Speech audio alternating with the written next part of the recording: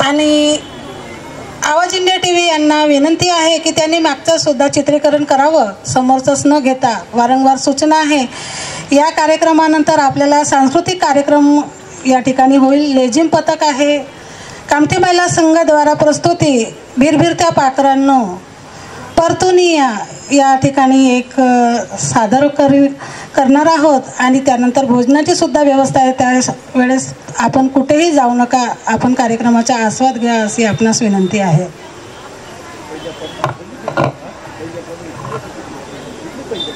महाकरुणिक तथागत भगवान बुद्ध, जगाच्या पाठीचे पहिले क्रांतिकारक,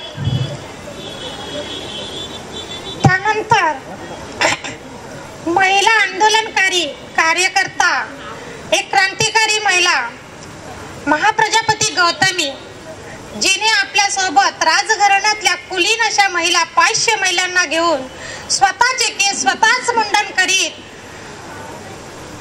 आपल्या हक्कासाठी बौद्ध धम्माचा गोडवा मी चाखलो पाहिजे, मलाही तो चाखता आला पाहिजे, यासाठी खंबीरपणे लढा देणारी महाप्रजापती गौतमी, मराठी स्वराज्याची स्थापना करणारे, स्वतःचे स्वराज्य स्वतः आपण स्थापन केलं पाहिजे आणि त्यासाठी घरातच राजा घडविला पाहिजे, यासाठी गर्भातच शिक्षण देणे सुरू केलेल्या राजमाता जिजाऊ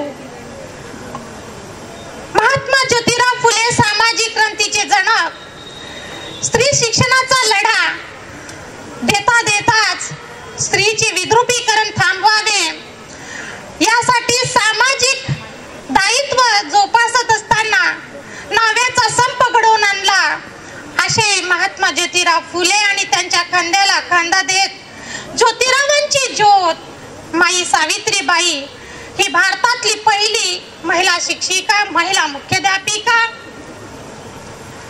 आमचं त्यानंतर एक बालमैत्रीण, महात्मा ज्योतिरावांच्या जवळच राहणारे, सोबत राहणारे आणि सावित्रीची बालमैत्रीण फातिमाताई बेगम, ज्याही मुस्लिम समाजातल्या पहिल्या शिक्षिका, त्यांना हा बहुमान आहे, अशा फातिमाताई बेगम, ज्यांच्यामुळे आज मी इथपर्यंत तुम्हाला कोटाच्या वेशात दिसते आहे. या ठिकाणी उपस्थित असणाऱ्या संपूर्ण बहुजन समाजाच्याच नव्हे तर इथे संपूर्ण जाती धर्माच्या स्त्रिया आज मोठ्या मोठ्या पदावर गेलेल्या आहेत. असे कल्पप्रवर्तक बोधिसत्व महामानव डॉक्टर बाबासाहेब आंबेडकर आणि त्यांच्या खांद्याला खांदा देत त्यांची पूर्णांगिनी माई रमाई, ममतेचा कणवा असणारी, आश्रमातली मुलं किलबिल करत नाही, त्यांचा आवाज का थांबलेला आहे, ममतेने व्याकुळ झालेली माई जेव्हा तिला कळतं की ही लेकरं उपाशी आहेत आणि त्यांच्या किलबिलाट त्याच्यामुळे थांबलेला आहे, अशा मुलांसाठी स्वतःच्या बांगड्या सोन्याच्या गहाण टाकणारी आमची ममतेची माया, करुणेची माया, ही माय आमची माय रमाई. आणि समस्त संत ज्या ज्या महामानवांनी सामाजिक क्रांतीसाठी स्वतःचा त्याग, स्वतःच्या सुखाचा त्याग करून, स्वतःच्या अपत्याचा त्याग करून ज्या ज्या महामानवांनी आपल्या सर्वांना इथे अतिशय चांगले असे जीवन बहाल केले, अशा सर्व महामानवांना मी त्रिवार अभिवादन करतो. त्याचबरोबर ज्या जय भीमचे जनक कामठीचे बाबू हरदास सेल्यान यांना सुद्धा माझं त्रिवार अभिवादन. आमच्या या विचार मंचावरती एका फोनच्या कॉलवरती मला पत्रिकाही त्यांच्या घरपर्यंत पोहोचून नका, काही गरज नाही ताई, तुम्ही मला व्हॉट्सअप केली तरी चालेल, असं म्हणणाऱ्या आमच्या आगलावे ताई, सरसताई आगलावे, मी त्यांच्यासोबत आणि त्या माझ्यासोबत आम्ही सदैव सतत कार्यरत असतो. आमच्या भेटी केवळ कार्यक्रमातच होत असतात, असं काही खूप जवळून जाऊन बसून विचार विनिमय करत नाही, परंतु मात्र केवळ सामाजिक बांधिलकी आम्हा दोघींनाही एकमेकाजवळ बांधून ठेवते आहे ते आमच्या सरोजताई आगलावे.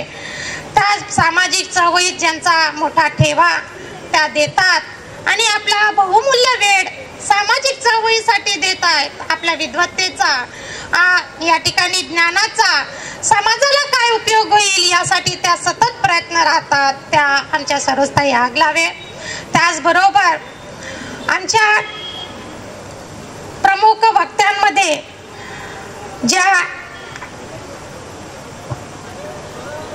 रंजनाताई सुरजसे सामाजिक कार्यकर्त्या, त्यांचं तुम्ही या ठिकाणी वक्तव्य ऐकलेलंच आहे. त्या सुरजसे ताई सुद्धा, त्यांना सुद्धा मला पत्रिका त्यांच्या घरपर्यंत पोहोचवायची गरज भासली नाही.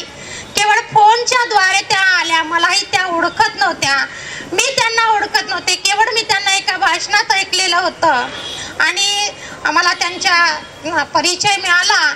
त्यांचा फोन नंबर घेऊन मी त्यांना कॉल केला की ताई, आमच्या या कार्यक्रमाला तुम्हाला उपस्थित राहावं लागतं, कारण आमचा क्रायटेरिया असा आहे की एक ओबीसी वर्गातून, एक बुद्धिस्ट वर्गातून, एक मुस्लिम, अशा प्रकारे आम्ही महिलांना पाचारण करीत असतो आणि विविधता या ठिकाणी सांभाळत असतो. परंतु मुस्लिम महिला रमजानचा सुरू असल्यामुळे त्या मिळाल्या नाहीत आणि तरी सुद्धा आमचा हा मंच मुस्लिम महिलांच्या या रमजान काळात जरी अनुपस्थित असल्या तरी सुद्धा त्यांची उपस्थिती या ठिकाणी कमी असली तरी सुद्धा ही खंत व्यक्त करत आजच्या या कार्यक्रमाला मी आपले मनोगत व्यक्त करतो आहे. फार महत्वाचं असं बोलणं, विषयच मी ठेवला होता या ठिकाणी. या कार्यक्रमाच्या समोर आपल्या या कार्यक्रमासाठी आमच्या ज्या अध्यक्ष आहेत निशाताई रामटेके, आमच्या कामठी महिला संघाच्या संघटिका, अतिशय तरुण असणारं हे तरुणी आमची, ही संघटिका आमची, हे उद्याचं भवितव्य आहे आणि हे भवितव्य यासाठी आहे कारण कामठी महिला संघ कामठी अशी कार्यशाळा आहे, निवड संघटन नाही, तर ते एक कार्यशाळा आहे. या कार्यशाळेमध्ये संघटिका घडवण्याची प्रक्रिया होते. उद्याची भावी पिढी घडण्यासाठी हा प्रयास, आमचा अल्पसा प्रयास या ठिकाणी सुरू आहे. आमच्या निशाताई रामटेके आजच्या या कार्यक्रमाच्या अध्यक्ष आहेत. सुंदरसा प्रास्ताविक करणाऱ्या आमच्या या ठिकाणी वर्षाताई पाटील आणि आपल्या समोर थोड्या वेळाने येत असणाऱ्या सूत्रसंचालनासाठी आमच्या सुधाताई रंगारी, शिलाताई मेश्राम, मंजुताई वांद्रे या अतिशय सुंदर असा या ठिकाणी आपला प्रयास करत आहेत. आपल्या सर्वांना या विषयाच्या अनुषंगाने बोलावं असं वाटतं मला. राजकीय क्षेत्राच्या संदर्भात विषयच असा ठेवला होता की भारतामध्ये आपण जेव्हा सामाजिक आणि राजकीय क्षेत्रात भारतीय महिलांचे अस्तित्व आणि त्यांची भूमिका, इतिहास, आपण आता हा जो महिला दिवस आहे, आंतरराष्ट्रीय महिला दिवस, हा आंतरराष्ट्रीय महिला दिवस 8 मार्च 1975 ला युनोने मान्य केला. युनोने मान्य केला, परंतु क्लारा झेटकिनचा संघर्ष 8000 महिलांच्या हा स्वतःच्या हक्कासाठी, आठवड्याची एक रजा मिळण्यासाठी, पुरुषांच्या बरोबरीने वेतन मिळण्यासाठी आणि स्वतःचे अस्तित्व जपण्यासाठी हा लढा क्लारा झेटकिनच्या माध्यमाखाली तिच्या नेतृत्वामध्ये न्यूयॉर्क मध्ये निघाला. कामगार महिला होत्या, या सूतगिरणीत काम करणाऱ्या ह्या महिलांचा लढा लढण्यासाठी क्लारा झेटकिन समोर आली. डेन्मार्क मध्ये लढाई झाली. डेन्मार्क मधल्या महिला आपल्या हक्कासाठी मैदानात आल्या. जगाच्या पाठीवरती महिलांचा आंदोलनाचा विषय जेव्हा येतो, स्वतःच्या हक्काचा जेव्हा विषय येतो, त्यावेळेस जगाच्या पाठीवरती संपूर्ण महिला आपापल्या हक्कासाठी मैदानात आल्या, स्वतःची लढाई स्वतः लढल्या. परंतु भारताचं असं एकमेव चित्र आहे जगाच्या पाठीवरती की त्यांना, भारतीय महिलांना कुठलाही लढा द्यावा लागला नाही. तो लढा लढला एकच बापानी, म्हणजे तो आहे डॉक्टर बाबासाहेब आंबेडकर यांनी. हा लढा लढला. प्रत्येक कर्तबगार पुरुषांच्या मागे एक स्त्री असते असं म्हटलं जातं, परंतु भारतीय स्त्रियांची जी कर्तबगारी आहे त्या एका बापाचा हात होता, एका बापाची माया होती, ती म्हणजे महामानव डॉक्टर बाबासाहेब आंबेडकर, ज्यांनी हिंदू कोड बिलच्या माध्यमातून महिलांना हे स्वातंत्र्य बहाल केलं, हे समता बहाल केली आणि त्या समता आणि स्वातंत्र्याच्या सोबतच तिचे स्वतःचे अस्तित्व या ठिकाणी बहाल केले. भारतीय स्त्री ही बाबासाहेबांची ऋणी आहे. भारतीय स्त्री बाबासाहेबांची ऋण कधीच फेडू शकत नाही. त्यासाठी आपण कितीही प्रयत्न केला, तुम्ही स्वतःच्या चामडी सोलून काढली तरी सुद्धा मात्र बाबासाहेबांचे ऋण इतक्या सहजासहजी फेडता येऊ शकत नाही. माझ्या भगिनींनो, इतके मोठे कार्य डॉक्टर बाबासाहेब आंबेडकर यांनी केले. महात्मा ज्योतिराव फुल्यांचा हा जो लढा होता तो खांद्यावर घेत सावित्री ज्योत बनली. सावित्रीच्या ज्योतीचा प्रकाश संपूर्ण या भारत भूमीवर पसरला आणि भारतातली महिला ही स्वतःच एक अस्तित्व तयार करू शकते असा खंबीर अनुभव ती घेऊ शकली. आणि हेच गुरु महात्मा ज्योतिराव फुले हे डॉक्टर बाबासाहेब आंबेडकरांचे गुरु, त्यांनी गुरु मानलं आणि बाबासाहेबांनी त्या आपल्या गुरुच्या दिलेल्या मार्गावर त्यांनी आपलं जे कार्यशाळा आहे, आपलं जे कार्य आहे, आपलं जे आंदोलन आहे ते सुरू केलं. यामध्ये आपल्याला आता भारताच्या राजकीय अवस्थेमध्ये जर का आपण पाहायला गेलो,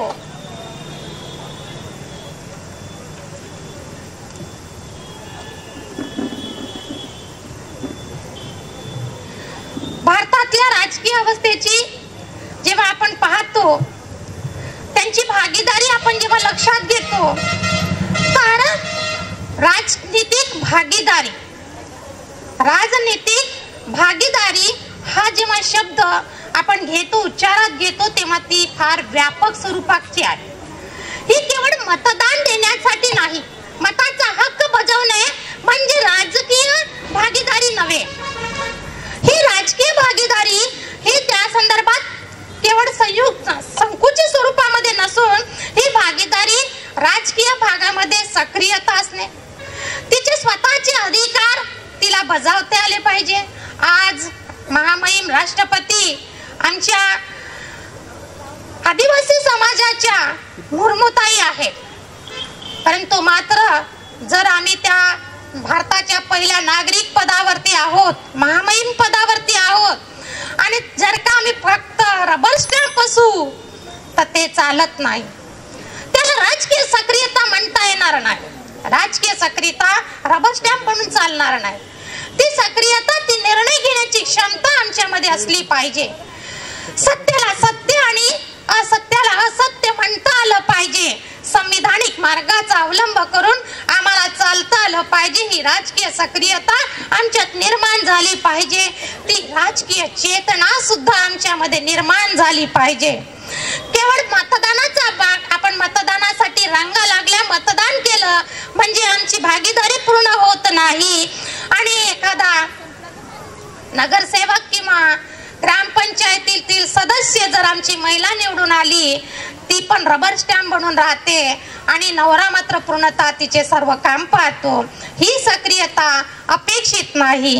आणि म्हणून महिलांना ज्या ठिकाणी न्याय बनवलं जातं, ज्या ठिकाणी न्याय तयार करण्याची प्रक्रिया होते, बिल पास करण्याची प्रक्रिया होते, अशा संसदेमध्ये महिलांची भागीदारी झाली पाहिजे. फार म्हणायचं असं की डॉक्टर बाबासाहेब आंबेडकरांचा लढा यशस्वी यासाठी झाला कारण डॉक्टर बाबासाहेब आंबेडकर हे 100% 100% हे आपल्या अभ्यास वृत्तीमध्ये कसे होते, प्रॉम्प्ट होते, 100% प्रोफिशियन्सी होती. त्याचबरोबर आपल्या कार्याच्या प्रती ते 100% पेक्षाही जास्त कमिटमेंट त्यांचं होतं कार्याबद्दल. आम्ही जोपर्यंत एखादं कार्य समर्पित होऊन करत नाही, 100% त्याला न्याय देत नाही, तोपर्यंत आमचं कार्य कंप्लीट होत नाही. आम्ही त्याला यशस्वीरित्या पार करू शकत नाही. आणि म्हणून आज आपले प्रत्येक लोक काही ना काही धडपड करीत आहेत, परंतु आम्ही यशस्वी न होण्यामागचं कारण एक आहे, 100% आमची प्रोफिशियन्सी नाही आणि 100% आमचं कामाच्या प्रती कमिटमेंट नाही. आणि म्हणून आम्ही यशस्वी होत आहोत. बाबासाहेब यशस्वी झाले याच कारणामुळे. आम्ही हात राखून काम करतो, कुटुंब पाहून काम करतो, परंतु त्या पलीकडे जाऊन काम करत नाही. आणि म्हणून आमच्या चळवळी ह्या थोड्याशा खतपाणी घालण्याच्या लायकीच्या झालेल्या, त्याला खतपाणी देण्याची गरज आहे असं मला वाटतं. भारतातल्या संसदीय आम चुनाव असो वा कुठलाही असो, त्यामध्ये मात्र भारतीय महिलांची अवस्था मतदानासाठी फार कमी आहे. आताचा नवीन करंट आपण जेव्हा पाहतो त्यामध्ये 65.63% हा पुरुषांचा मतदानाचा प्रतिशत त्या टक्केवारी होती, तर मात्र महिलांची या ठिकाणी पुरुषांची 67.9 होती आणि महिलांची मात्र त्या ठिकाणी 65% होती. यावरून महिलांमध्ये किती जागरूकता आली आहे हे लक्षात येईल. 185 देशामध्ये भारत हा राजनीतिक महिलांचे प्रतिनिधित्व देणारा हा 143व्या स्थानावर आहे. म्हणजे भारत विश्वगुरु बनू शकते का हा प्रश्न तुम्हाला विचारला जाईल. खरोखरच 50% असणारी ही जनता पॉप्युलेशन भारताची राजकीय क्षेत्रापासून दूर राहिलेली आहे. 143वा स्थान भारताला आहे. तर तुम्ही विचार करू शकता विश्वगुरु कसा बनेल. आमचे प्राइम मिनिस्टर म्हणतात की भारत ये विश्वगुरु बनेगा. तो कैसे बनेगा? भारत की जो 50% आबादी यह अशिक्षित रहकर, असमानता के अत्याचारों में पीड़ित रहकर यह देश कभी भी विश्वगुरु नहीं बन सकता. साथियों, आपल्या देशात राष्ट्रपती झाल्या, प्रधानमंत्री झाल्या, मुख्यमंत्री झाल्या, अर्थमंत्रीच्या स्वरूपातही अत्यंत महत्त्वपूर्ण महिलांनी आपली उपलब्धता हा या ठिकाणी केलेली आहे, प्राप्त केलेली आहे. परंतु मात्र राजकीय क्षेत्राची आपण जेव्हा गोष्ट करतो, सक्रियतेची गोष्ट करतो, त्यामध्ये मात्र हे आपण फार नगण्य आहे हे जाणीव घेणे आपले फार गरजेचं आहे. आजही देशामध्ये लैंगिक असमानता आपल्याला पाहायला मिळते. आर्टिकल 15 आणि 16 नुसार आपल्याला जे स्वातंत्र्य समता मिळालेली आहे, महिलांना समानता इक्वॅलिटीचा जो मिळालेली आहे, ती इक्वॅलिटी आजही आपल्याला बघाव्यास मिळत नाही. मुठभर लोकांची प्रगती म्हणजे देशाची प्रगती, देशाच्या प्रगतीची महिलांची प्रगती होय असे कदापि समजू नये. लैंगिक समानताचा हा जो आंदोलन आहे यासाठी, आपल्या हक्कासाठी, आता मला ताईंनी म्हटलं की तुम्ही जेव्हा थकला असाल तर घरात तुम्हाला एक कप चहा तुम्हाला मिळू शकत नाही, कारण ती मानसिकताच तयार झालेली नाही, घरातच आम्ही ती केलेली नाही. आमच्या आगलावे ताईंनी सांगितलं, सत्य परिस्थिती आहे. आजही मनातून ही पुरुषी अहंकारी संस्कृती तयार जी आहे झालेली आहे ती घरातच पेरली जाते. यासाठी मी एक खूप चांगलं उदाहरण आपल्या समोर मांडते आहे. नारीवाद विचारांची जेव्हा सुरुवात झाली 1700च्या शतकामध्ये, या शतकामध्ये नारीवाद विचारांची जेव्हा सुरुवात झाली त्यावेळेस या ठिकाणी एका लेखिकेचं मी मनोगत या ठिकाणी सांगते आहे. मेरी ओलस्टोनक्राफ्ट लिखित एक पुस्तक आहे, a vindication of the rights of women. तिने 1792 मध्ये हे पुस्तक लिहिलं. त्यामध्ये ती काय सांगते, जगाच्या पाठीवरती स्त्रियांची कशी अवस्था होती, त्यात ती अतिशय स्पष्टपणे लिहिते की महिलाओं की शिक्षा और प्रशिक्षण मूलतः, महिलांचं जे शिक्षण आणि प्रशिक्षण आहे हे मूलतः पुरुष वर्चस्वाला बनवून म्हणजे त्याला टिकवून ठेवण्यासाठीच त्याचा उद्देश आहे. महिलांना जे काही शिक्षण दिलं जातं, प्रशिक्षण दिलं जातं, मग अशी ताईने सांगितलं की फक्त तिची अक्कल महिलांची या 2 चुटकीमध्ये आहे असं म्हटलं जातं, कारण की भात शिजला की नाही ते सीतावरून परीक्षा केली जाते. एवढं सामर्थ्य त्या महिलेला आहे. त्या महिलेला मात्र जे शिक्षण दिलं जातं ते केवळ पुरुष संस्कृती टिकवण्यासाठी, तिचा अहंकार नावाच्या या ठिकाणी त्यानुसारच संस्कृतीच्या नावावर त्यांच्या मेंदूमध्ये, स्त्रियांच्या मेंदूमध्ये हे अंकित केलं जातं. सुरुवातीपासूनच मी म्हणतो हा लढा महिलांसाठीच असला पाहिजे. महिलाच मात्र महिलांचे कसे कारक आहेत, तिला प्रतिकारक कसे बनते. घरामध्ये एक मुलगा आणि एक मुलगी असेल तर मुलीला स्वयंपाकघराचे धडे देते आणि मुलाला मात्र बाहेरचे धडे देते. आम्हीच घरामध्ये भेदाभेद करतो आणि या भेदाभेदामुळे म्हणजे आम्हीच तिला मारक करीत असतो, कारण तिला संस्कृती हेच वरती आहे असं सांगत असतो. तिला हे सांगत असताना अरे बाई या रिवाजच असा आहे असं आम्ही बोलत असतो. आणि म्हणून या मेंदूमध्येच अशा प्रकारचं ते ठरवलं जातं. विचार करण्याची क्षमताच आमची संपवून टाकली जाते. वास्तवात तिला काय आवडतं काय आवडत नाही याचा कुणाही आणि ती स्वतः कुणालाही त्याची गरज भासत नाही आणि तिला स्वतःचा निर्णयही ती घेऊ शकत नाही. अशा प्रकारे ती निर्णय घेऊ शकत नाही. तिचा निर्णय घेणे तर फारच दूर. अशा प्रकारचे विचार कणखर विचार या ठिकाणी मेरी वोलस्टोनक्रॅफ्ट म्हणते आहे. ते 1792 मध्ये एवढे प्रखर विचार ती आपल्या लेखणीतून मांडली. त्यावेळेस किती विरोध झाला असेल हे विचार करा. आणि या अशा थोडासा वेळेचा अभाव आहे. मी अगदी थोडंसं आठवत घेईन. एक मेसेज मला द्यायचा आहे. तो मेसेज असा आहे की महाराष्ट्रात महिलांवरती अन्याय अत्याचारांची आकडेवारी ही 2020 मध्ये 88 अपराध पर डेला होते. अत्याचार महिलांवरती जे होते ते अत्याचार दरवर्षी महिलांवरती 88 होते 2020 ला. नंतर तो 2023 मध्ये अत्याचारामध्ये वाढ झाली आणि ते दिवसाला 123 झाले. पुढे त्याचा ग्रोथ इतका मोठा झाला की मुलींच्या अत्याचारांमध्ये 22-23चा जो आकडा होता तो नंतर वाढत जाऊन तो 332 पर्यंत गेला. पर दिवसाला 332 महिलांवरती अन्याय अत्याचार होतो महाराष्ट्र सरकारच्या अनुसार. मी महाराष्ट्रातला आकडा सांगितलेला आहे. म्हणजे तुम्ही महाराष्ट्र सरकार जी महिलांना लाडकी बहीण म्हणून जी काही लालच देते आहे.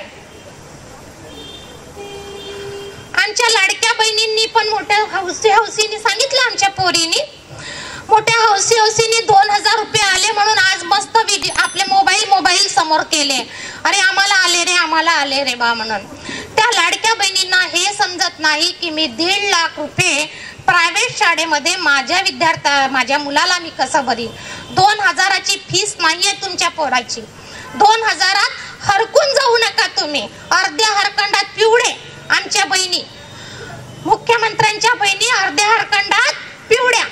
मला असं म्हणायचं आहे की तुम्ही मागणी करा. आमच्या मुलाला जे शिक्षण आहे हे मोफत असलं पाहिजे. शिक्षणाचं राष्ट्रीयकरण करा. एक सारखं करिक्युलम असू द्या. शिक्षणाचा जो लाभ आहे हा सार्वजनिक स्तरावरती त्याला फ्री एज्युकेशन करा. सरकारी खात्यामध्ये तो आपल्या अखत्यारीत घ्या. अशा प्रकारची मागणी महिलांनी केली पाहिजे. कारण येणारी पिढी नाही तर गारद होईल. माझ्या भगिनींनो, ही पिढी गारद नाही झाली पाहिजे. म्हणून 2000 तुम्ही मुख्यमंत्र्याला वापस करा. अहो साहेब, अहो भाऊ, ही तुमची आमची जोवाणी समजा भाऊबीजेची. ही तुम्ही वापस घ्या. आम्हाला मात्र शाळा द्या. ओ शाळा द्या असं म्हणा. माझ्या पोराला आपल्या भाच्याला शाळा दे. आपल्या भाच्याला फ्री एज्युकेशन दे. जसं DPSचा विद्यार्थी आणि आमच्या जिल्हा परिषदचा विद्यार्थी फरक आहे की नाही? फरक राहील की नाही? अरे AC मध्ये शिकणारा विद्यार्थी आणि पंखा नसणारा विद्यार्थी, घरात चटाईवर बसणारा विद्यार्थी आणि बाकावर बसणारा विद्यार्थी, फरक आहे की नाही? फरक आहे ना. तिथे 2.5 लाख रुपये फीस आहे. DPS ला KG1 ची फीस किती आहे? 2.5 लाख. कोण टाकू शकतो इथे? कोणाच्या बहिणी टाकू शकतात? मुख्यमंत्र्याच्या बहिणी टाकू शकतात का? अरे 2000 भेटले तुम्हाला, टाकाल का तुम्ही? DPS ला देऊ शकाल का? तुमचा पोरगा घडवायचा आहे, तुमची मुलगी घडवायची आहे, कसं घडवणार? म्हणून माझ्या लेकींनो, सावध व्हा. अशा भिकेला साथ देऊ नका. ही भीक आहे तुम्हाला दिलेली. या भीकेला साथ देऊ नका असं आव्हान मी आमच्या कामठी महिला संघाच्या वतीनं करतो आहे. आमची सुरक्षा वाढवा. आमच्यावर अन्याय अत्याचार होणार नाही यासाठी सुरक्षा वाढवा. आम्ही निर्भीकपणे रात्री 10 वाजताही घरी परतलो तरी माझ्या आईला मात्र चिंता वाटायला नको की माझी पोरगी रात्रीला अभ्यास करून येत आहे, ट्युशन क्लास मधून येत आहे, माझ्या पोरीला भय नाही. असं वातावरण भारताच्या, महाराष्ट्राच्या पातळीवरती उभं करा. तेव्हा मी म्हणेल की खरोखरच तुमची सरकार चांगली आहे. असं प्रशासन तयार करा. असं प्रशासन तुम्ही तयार करू शकत नाही. आमच्या बहिणीला मात्र निर्भया म्हणून जगू देऊ शकत नाही. कसं बनणार निर्भया, कसं बनणार हो, कारण सुरक्षाच प्रदान होत नाही. असो, तरी सुद्धा या ठिकाणी इतर धर्माच्या संपूर्ण जातीच्या महिलांना वाटतं काय केलं बाबासाहेबांनी माझ्यासाठी, काय त्या बाबासाहेबांनी काय केलं. विद्याताई तर बस बाबासाहेब बाबासाहेब बाबासाहेब सांगते. काय केलं बाबासाहेबांनी. मी या देशातल्या प्रत्येक भारतीय महिलांना म्हणते, नका घेऊ तुम्ही बाबासाहेबांचं नाव, नका घेऊ तुम्ही, नका विचारू बाबासाहेबांनी काय केलं म्हणून. मात्र एक प्रश्न तुम्ही विचार करा, जर तुम्हाला मॅटर्निटी लीव मिळाली नसती, नोकरी पेशामध्ये असणाऱ्या माझ्या भगिनींनो, तुम्ही विचार करा काय केलं असतं तुम्ही. हिंदू कोड बिल मध्ये अंकित असणारी, जर तुमच्या पती सोबत तुम्हाला पती अत्याचार करत आहे आणि तुम्हाला त्यांच्या सोबत राहायचं नाही आहे, यासाठी तुम्हाला स्वाभिमानानं जगायचं आहे, त्याच्यापासून तुम्हाला काडीमोड हवा आहे, विभक्त व्हायचं आहे. घटस्फोटाचा कायदा जर बाबासाहेबांनी हिंदू कोड बिल मध्ये दिला नसता तर काय केलं असतं. हाच प्रश्न विचारा आपल्या मनाशी, हाच प्रश्न विचारा. नका विचारू हो तुम्ही बाबासाहेबांनी आमच्यासाठी काय केलं ते, नका विचारू. विचारा हे एवढंच की आम्हाला जर शिकवलं नसतं, मी जर का शाळेत गेली नसती तर आज मी इंजिनियर झाली असती का, मी डॉक्टर झाली असती का, मी प्राईम मिनिस्टर बनली असती का, मी राष्ट्रपती बनली असती का, मी चीफ मिनिस्टर बनली असती का. विचारा हो थोडासा एक प्रश्न. नका विचारात घेऊ तुम्ही बाबासाहेबांनी काय केलं आमच्यासाठी. फक्त एवढा विचार करा, मला जर शिकवण्याचा अधिकार या देशाच्या संविधानाने दिला नसता, बाबासाहेबांनी ते प्रेरित केलं नसतं तर कसं झालं असतं. आठवडी रजा जर तुम्हाला मिळाली नसती तर काय झालं असतं. हा विचार करा हो, हा विचार करा. करा नका तुम्ही बाबासाहेबांनी काय केलं म्हणू नका. फक्त एवढा प्रश्न तुमच्या मनामध्ये निर्माण करा, काय झालं असतं. विचार करा या ठिकाणी. जर का तुम्ही वारस म्हणून आज माझ्या बहिणी भावाकडे मोठ्या हक्कानं म्हणते की माझाही 4 एकर जागेमध्ये माझा वाटा आहे, 4 एकर जागामध्ये माझा वाटा आहे. वारसा हक्क तुम्हाला कोणी दिला नव्हता हो, तुम्ही वारसातच नव्हता, तुम्ही वारसातच नव्हता. हा वारसा हक्क तुम्हाला दिला हिंदू कोड बिलच्या माध्यमातून डॉक्टर बाबासाहेब आंबेडकरांनी.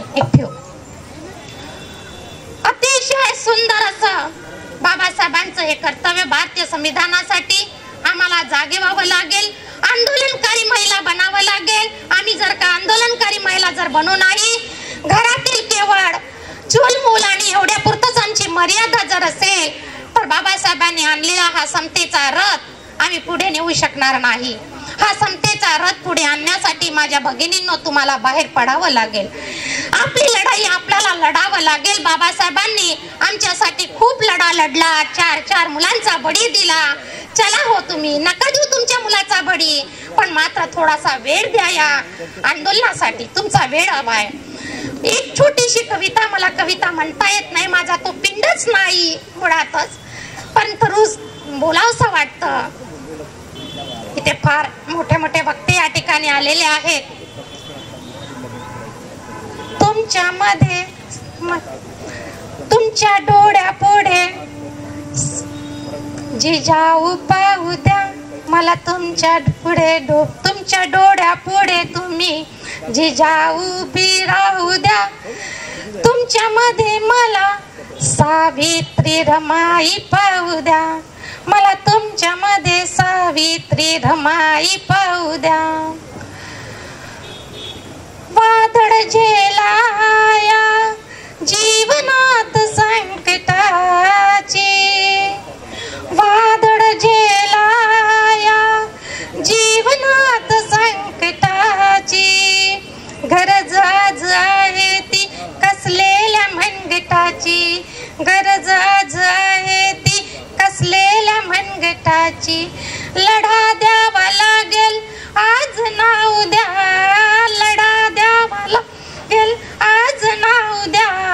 इतिहासाच्या पानावर नाव तुमचे कोरू द्या, इतिहासाच्या पानावर नाव तुमचे कोरू द्या. तुमच्या डोळ्या पुढे उभी तुम्ही जिजाऊ राहू द्या. तुमच्यामध्ये मला सावित्री रमाई पाहू द्या, सावित्री रमाई पाहू द्या. जय भीम, जय प्रबुद्ध भारत. Thank you very much. नया फोन लेने के बारे में सोच रहे हो तो सीधे चले आइए ओमकार मोबाइल. यहाँ आपको मिलेंगे सभी ब्रांड्स के नए मोबाइल और वो भी 0% फाइनेंस के साथ, और साथ ही पाइए सरप्राइज गिफ्ट भी. तो आज ही आइए ओमकार मोबाइल, गुजरी बाजार चौक, कांटी. इन त्योहारों पे घर लाए नए electronic items, LED TV, smartphones, washing machine या फिर हो AC. हमारे यहाँ सभी इलेक्ट्रॉनिक अप्लायंसेस पर 0% डाउन पेमेंट के साथ फाइनेंस फैसिलिटी और एक्सचेंज ऑफर के साथ पाए ढेर सारे गिफ्ट वाउचर जीतने का मौका. मम्मी के किचन के लिए खरीदना हो ओवन या पापा के लिए खरीदना हो स्मार्टफोन, इलेक्ट्रॉनिक अप्लायंसेस को खरीदना तो सुरेश इलेक्ट्रॉनिक शोरूम ही आना.